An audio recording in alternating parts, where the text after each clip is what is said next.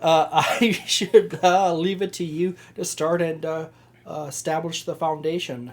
Okay, so then I suppose today we'll be going over the best species for Thief Rogue in 2024 D&D 5e. With that, we'll be going into expanding over into the 2014 species as well. Not the ones that have been legacied out of use, but the ones that are still older but are still relevant, assuming your Dungeon Master allows. I've got my full set of 3 for both 2014 and 24 sorted. Do you need more time to think on it, or are you good? I got a general idea. Okay. Do you feel confident in kicking Go us for off? it. Go for it. Okay. I'm going to jump over to my notes because I have notes. For me, number 3 for best species for Rogue, Thief Rogue specifically, is probably Goliath. I think the 35... Go for it. Sorry. For me, my pick is Goliath. Primarily, a big part of it is the 35-foot speed. I think that generally works really well for rogues because you have disengage as a bonus action, because you have dash as a bonus action. That allows you to get even additional value out of that cunning action, right? The additional speed. So you can even expand it further by taking something like mobile or speedy, which is a new one. It's new, right? The new version of mobile. Yeah. With that, additionally, you've got the different types of Goliath, its giant abilities as well, which can be generally pretty useful for a rogue as well. While you do have options that are like straight damage, like the fire giant, or reducing damage, like the stone's endurance or whatnot, the stone giant, and that can be useful because hypothetically, let's say that you get to the point where you do uncanny dodge and you're reducing it by half damage, and then you use that to reduce it even more. You can mitigate a large amount of damage. I think that there's a lot to be said for, I believe it's Hill Giant that lets you knock things prone. Yeah, I do believe so. And as a rogue, getting that advantage is so consistently relevant. And an additional fact with that, correct me if I'm wrong, I believe that Hill Giant just states that it requires that it apply to an attack. It doesn't require a melee attack. Hi, Frank. Do you know offhand? I'm going to confirm it because I'm pretty confident. I don't believe it requires I'm pretty confident. melee attack specifically. I didn't write it in my notes, but I'm pretty confident. One sec. Okay, Hill Giants. When you hit a large or smaller creature with an attack roll and deal damage to it, you can give that target the prone condition. So you don't actually require a melee attack to use the Hill Giant's effect knock something prone. So you as a ranged target, a rogue, you normally have very good initiative. From there you can knock something prone with a ranged attack and then set up your like fighter, barbarian, paladin, whoever to also then have advantage on their turn. And then it'll normally cycle, just as it goes, over to that thing's turn, right? And then they'll probably use their movement to get up. So your allies will have gotten the benefit of being knocked down. And then it won't hinder you by giving your ranged attack disadvantage by the next turn. So you're just actively helping your allies by doing this. At least, that's my idea. Goliath, very strong. Speed, very useful in combination with your cunning action. And I think there's a really good idea there with tripping ranged attacks. But that's my number 3 pick. What's yours? Well, first and foremost, I'm going to do a bit of an elimination right off the bat. First and foremost, you're taking off human.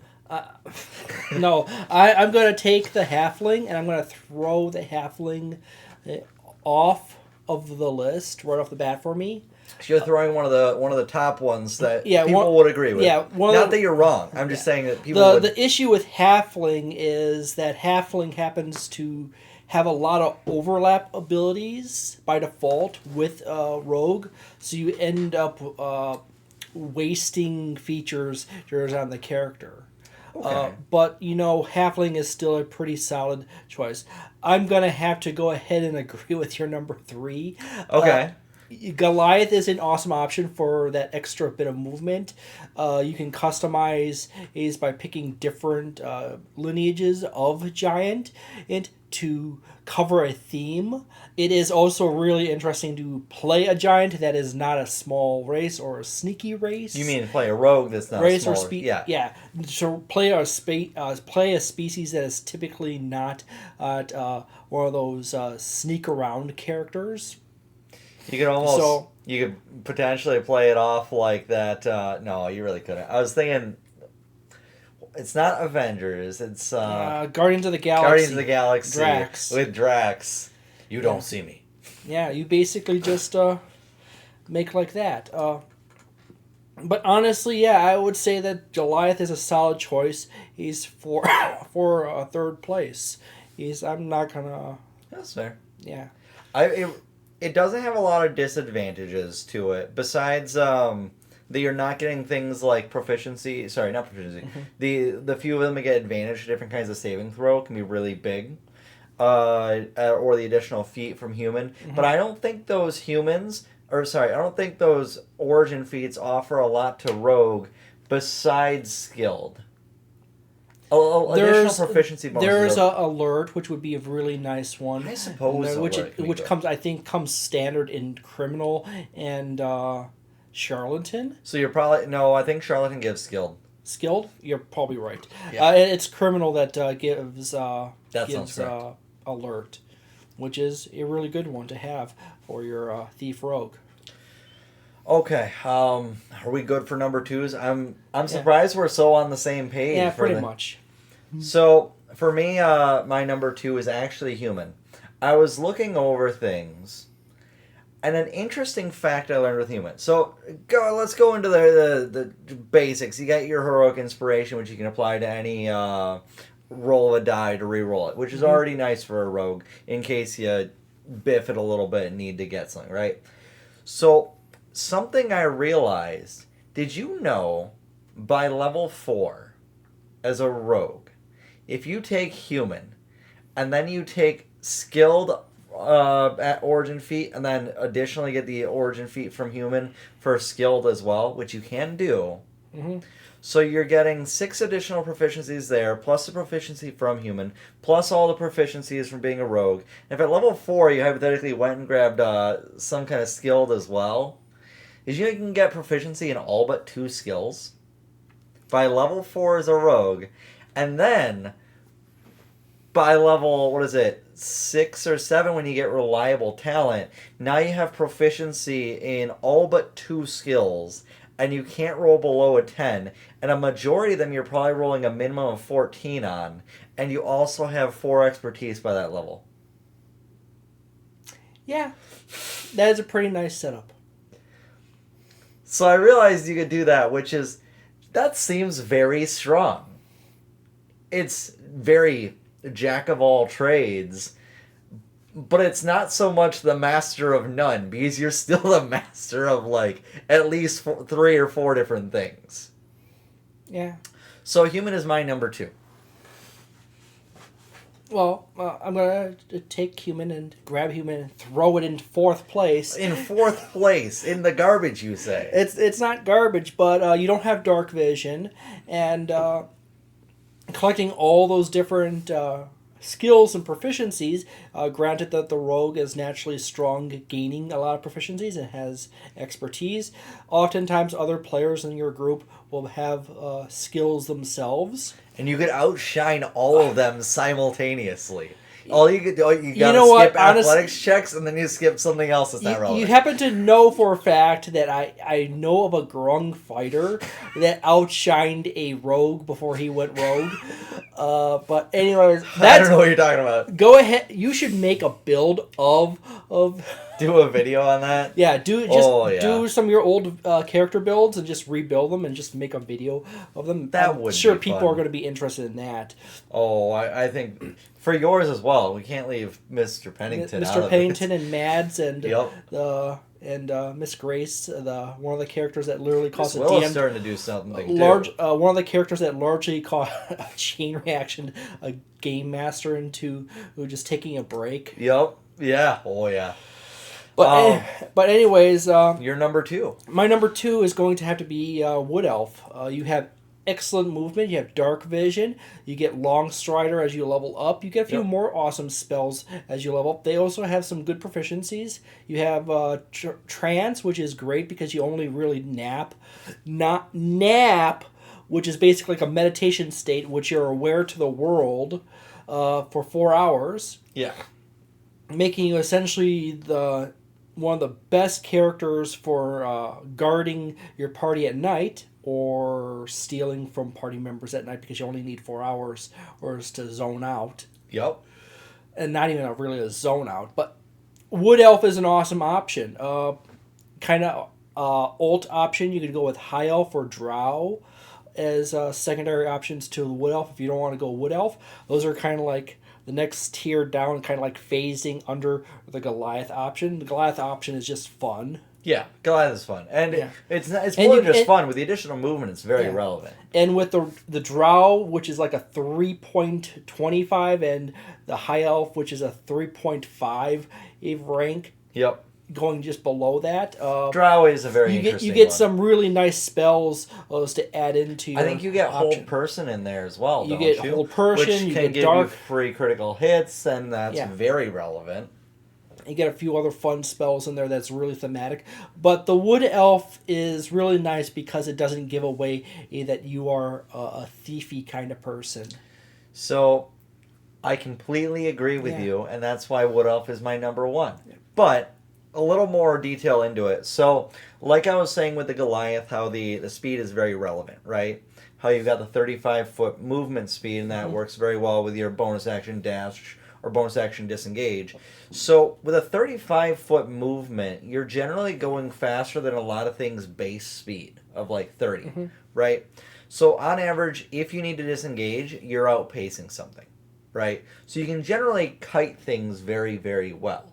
On top of that, if you need additional kiting, Long Strider, you cast it on yourself, and now you're moving an additional 10 feet. I think it's for like an entire hour. So from there, you can pretty much kite the vast majority of things and just not take any hits from them unless they have a ranged attack, right? So additionally, they get a lot of proficiencies. It's actually, I think, like 1 or 2 less than the human. So you can do pretty much that same idea as a human of getting all of those proficiencies and then reliable talenting all of them on a Wood Elf, which is really solid. I do agree. You get this. You get the benefits of that Goliath and speed. Additionally, going even further with the Long Strider, you get your pass without trace for your entire group as well, and you get almost all the proficiencies of a human. It's the best of both worlds, and it combines nicely into a very, I don't know if I'd say well balanced, but a very solid pick, at least for me. That's my number one. Wood Elf, very strong. Oh, my number one happens to be Tiefling. You get your standard dark vision, which is helpful for your. Okay, sell me on the dark vision. Yeah, you got your dark vision, and then you have like 3 different flavors of Tiefling. As you level up, you also get at first level some resistances, which is handy. You got poison resistance for the Abyssal, the Chthonic has Necrotic, and the Infernal has fire damage. And as you level up, you get a few spells. It's handy to have the spells, even as a thief rogue.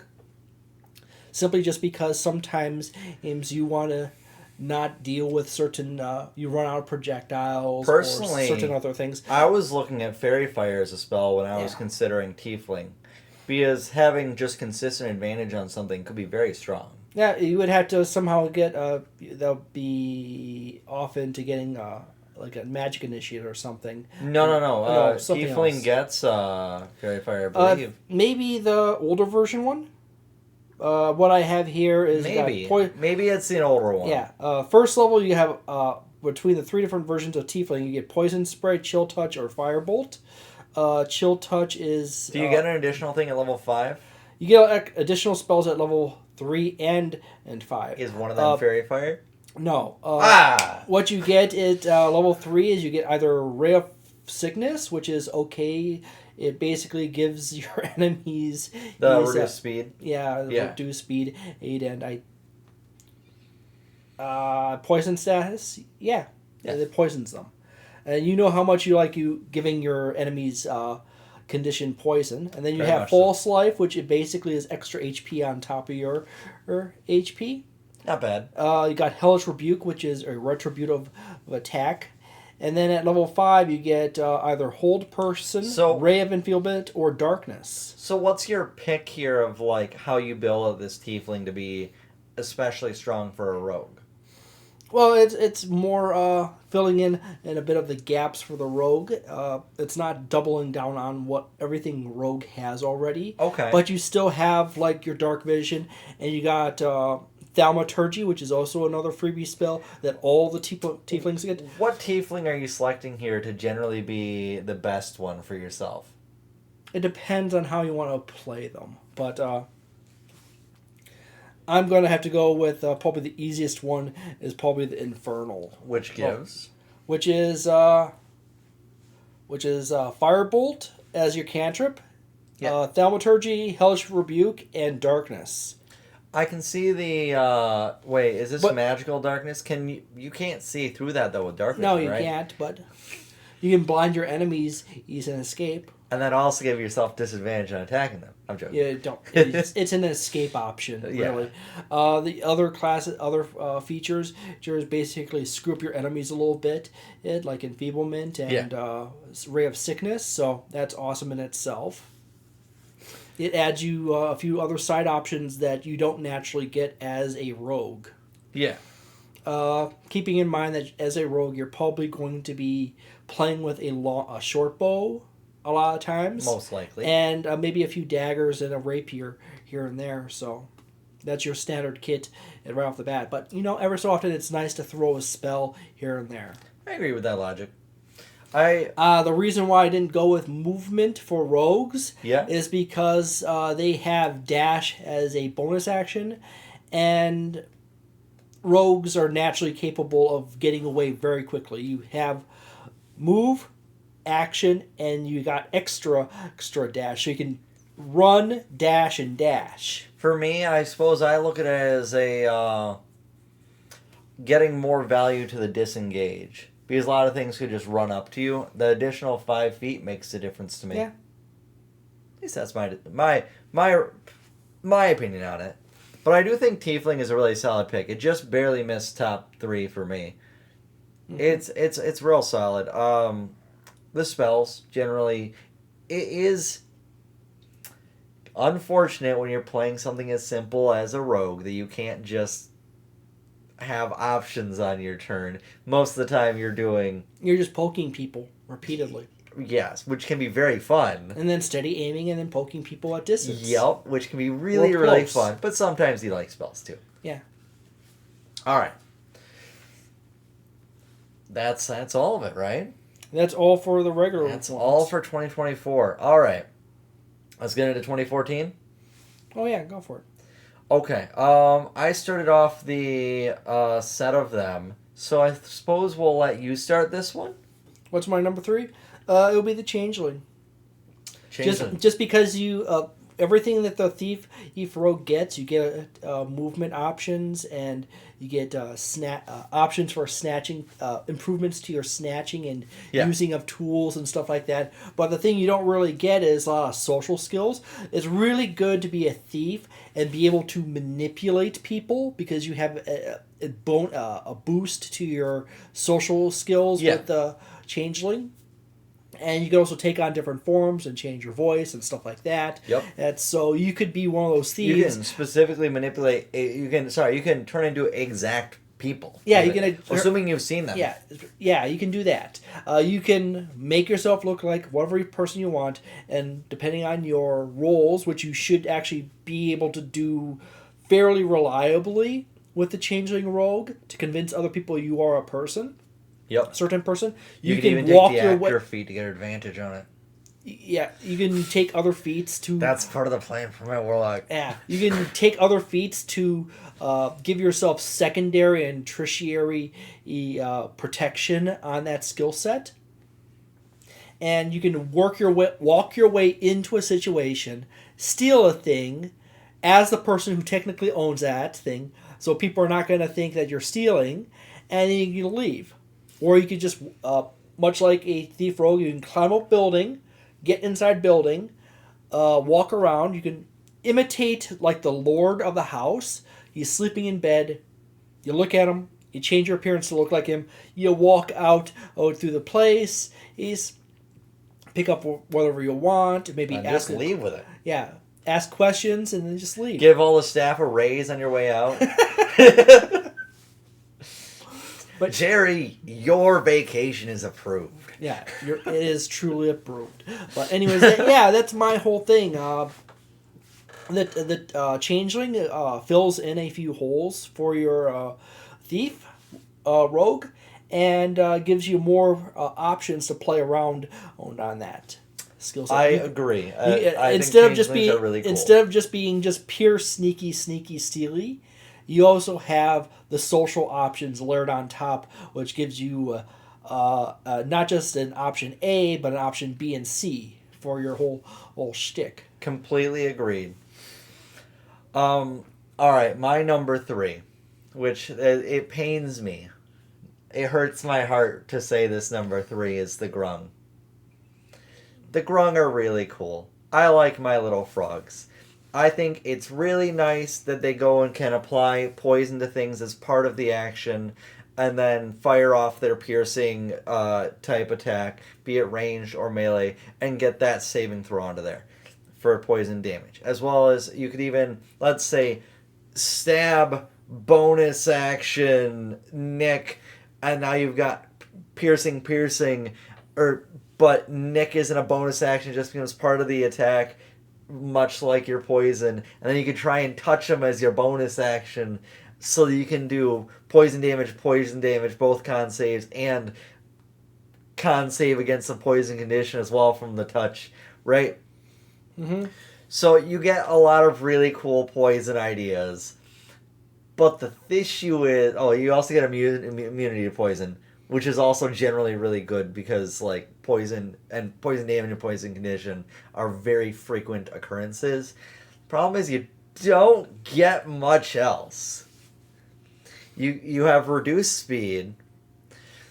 Your save to the poison is a DC 12, so it's already hard for things to pass it. Yeah, you can keep making them make the check because they don't gain any kind of immunity to it.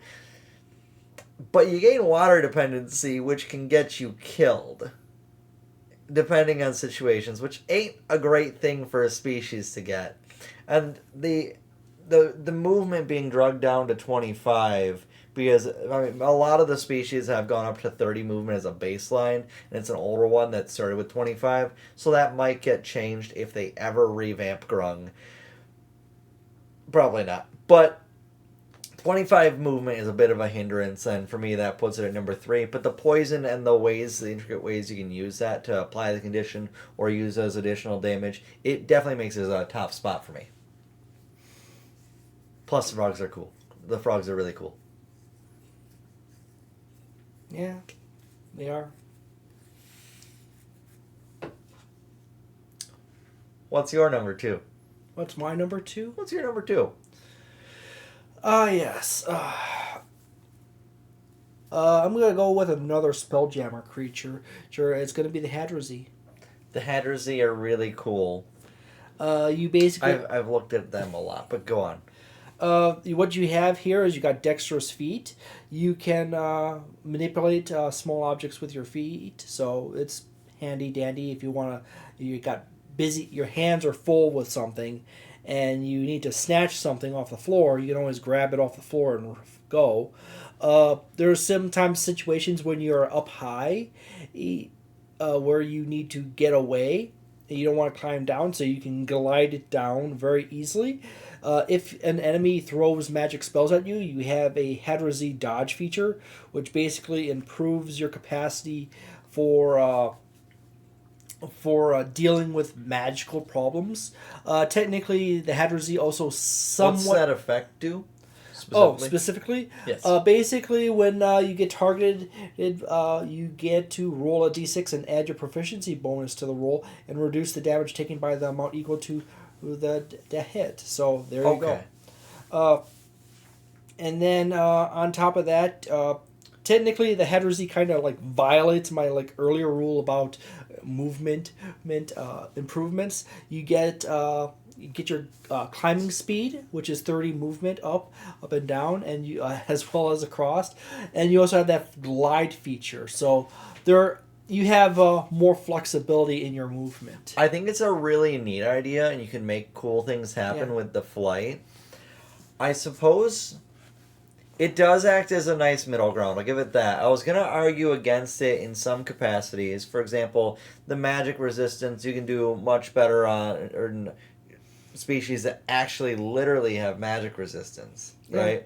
And a lot of times the being able to grab things with your feetsies isn't so relevant anymore, in that everyone is juggling their weapons constantly in this like weird circus act in D&D. At least it feels that way. I don't know if you've noticed that. Oh yeah, that's a common thing. That's a new thing that mind you, there are a lot of tables have worried less and less about what weapon you have out, that whole concept, and it seems they've just thrown that away entirely nowadays. So you can just whatever you want. If you got it, you got it, right? Yeah. We're not worrying about the linearity. That's a word now. Of it all for that. But I do like the idea of a rogue that just goes and quickly just like darts through the sky from one area to the other, just like quickly moving from what's the term, the rooks of a castle, stealthily making their way in from a treetop into an espionage mission. I like that idea. The concept sounds cool. Yeah. Okay, fair deal. Solid number 2. That's a poop joke. Deal with it. Oh yeah. All right. My number 2 is the Thrikreen. So John played a Thrikreen. Not me, John. Other John. Yeah. And bro. Yep. In my campaign, it was a really solid character that he had. It was this like quadruple multi-class character that was very interesting. Baseline as a ranger. And I think he started splitting off into all the multi-classing stuff. He did. And just to nerf himself a little bit. He just had fun with it. So for me, I think it's really neat that they have the built-in armor. It's 13 plus dex, right? So it's on par with your studded leather. So it's basically like starting with studded leather. Mind you, you could get that anyways, but it doesn't cap out at +2. It doesn't cap out at all. So when you get to that 20 dex, you're getting +5 to your AC from your 20 dex. You're rocking 18 AC because of that dex bonus and your species. And at this point, you don't even need to wear armor. Yeah. Which is generally, it's really solid. You get an advantage on your stealth checks through their chameleon carapace, I think it's called. Basically, it allows you to adapt to the areas around you and make yourself look similar to it. Gives you advantage on all your stealth checks in those areas, and there's not a limited amount of times you can use this. You can just generally do it whenever. So this makes it so easy to stealthily do things as a rogue. Mind you, it does go into that concept of just being more better at the thing that rogue is good at, but advantage on all your stealth checks is really hard to pass up. Plus the AC, kind of big. The telepathy, which he used to a very large extent, I don't know if they even get a language or if they just communicate by telepathy at this point. As long as the creature understands the language, yes. You can communicate with them. No, I get that bit. I don't even know if they have a base language or if they're just talking through solely telepathy. But the important bit, the telepathy, doesn't require a shared language. So your Thrikreen can literally talk to anyone they want to. Yeah. Well, Thrikreen is also a language in itself. Yeah. So, Thrikreen, that's my number 2. Huge benefit to AC, uncapped based on the dex bonus. Great stealth, can talk to anyone. Huge fan. Yeah. Didn't think it'd be as good as it is. What's your number 1? What's my number 1? What's your number 1? Just say Thrikreen right there. Your Thrikreen? Yeah, okay. you get your nice little bonus on your AC and everything else, and you have advantage on your stealth checks. You have your capacity to communicate with just about anyone. It's telepathy. I forget off the top of my head what the range is. I think it's like 120 feet. Yeah, you can basically communicate with people through walls as long as you know they're over there. So you can stand on a third-story building, look down, and telepathically talk to someone when sitting on a porch. I don't think they get a say in the matter either. They can't like reject your communication. It's poorly defined in that territory. I think you could just kind of get stuck in someone's head and being like, part of my language. You could be an annoying piece of shit constantly. Not that you should, but you could. You can poke at NPCs and see if you can like drive them to madness and give up the important information you want. Imagine you're in a treetop. And trust me, I've done stuff like that. Do you remember Snowpaw? I recall the name. I don't remember what he did. My number one. It's not a big crazy one. It's the Wood Elf again. Yeah. The 2024 Wood Elf. I think it's just got so much balancing between the additional speed, the additional getting spells, passing on the stealth to your allies, as well as the why am I blanking on everything that a Wood Elf gets? The additional proficiencies to just generally all around very well balance yourself, being this integral part of and dark vision. That's yes. For me, that puts Wood Elves are, to me, the number one. I'd be very interested in playing a Wood Elf rogue. Mm-hmm. I think they would do very, very good things. But that's our top picks. Yep. 2024 and 2014 included. Yep. If anything else, people feel free to make suggestions and probably provide your own list of your top 3 or 5 characters for any class. It's in the comments below for this video or even previous ones or future ones. Oh, yeah. Go for it. It's always interesting to see what people come up with.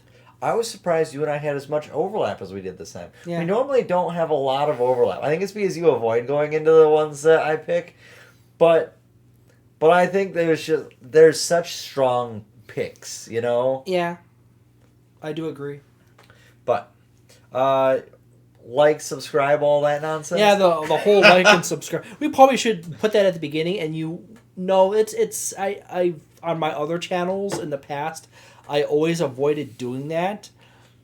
And then in advice videos and all that other stuff, it's just tell the people, don't forget to like and subscribe, feel like a shill, stuff like that. And if they like it, why won't they subscribe?